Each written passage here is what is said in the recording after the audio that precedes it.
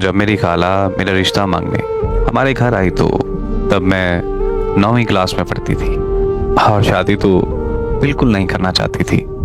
लेकिन अब्बू की वफ़ात के बाद मेरी अम्मी को हमारी सब बहनों की बहुत फिक्र रहती थी, इसलिए अम्मी ने रिश्ते के लिए खाला को हाँ कर दी और मेरी शादी मेरे खाला की बेटे से हो गई। शादी के कुछ ही महीनों के बाद मेरे ससुराल वालों की मुझसे लड़ाइयाँ शुरू हो गईं। सास और ससुर मुझे बात बात पर ताने देने लगे, यहाँ तक कि मेरे शौहर का भी मेरे साथ रवैया बदलने लगा। मेरा शौहर नशा करने के अलावा कोई और काम नहीं करता था। शाम को जब वो नशा करके घर आता तो मुझे खूब गालियाँ देता, यहाँ तक कि वो मुझे मारने और पीटने लगा।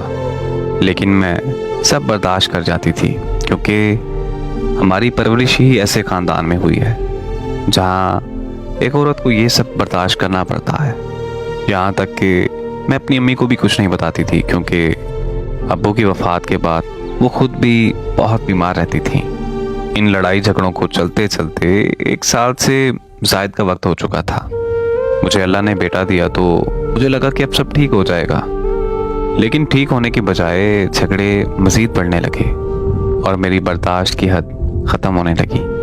बात मुझे गाली गलौज देने या मारने की हद तक होती तो मैं शायद बर्दाश्त कर भी जाती, लेकिन वो लोग मेरे माँ बाप को बुरा भला कहने लगे और उन्हें गालियाँ भी देने लग गए थे। एक औरत अपने ससुराल वालों का हर जुल्म बर्दाश्त कर लेती है, लेकिन वो अपने माँ बाप के खिलाफ एक लफ्ज़ बर्दाश्त नहीं करती। एक रात मेरी लड़ाई चल रही थी कि मेरे ससुराल वालों ने मेरे माँ बाप को बहुत गालियाँ दी।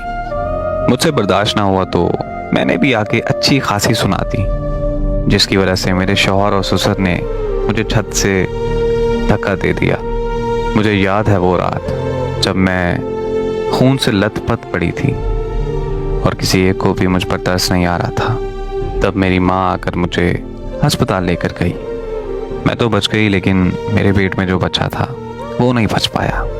उस रात के बाद मुझे उनसे ऐसी नफरत हुई कि मैं कभी दोबारा उस घर में गई ही नहीं।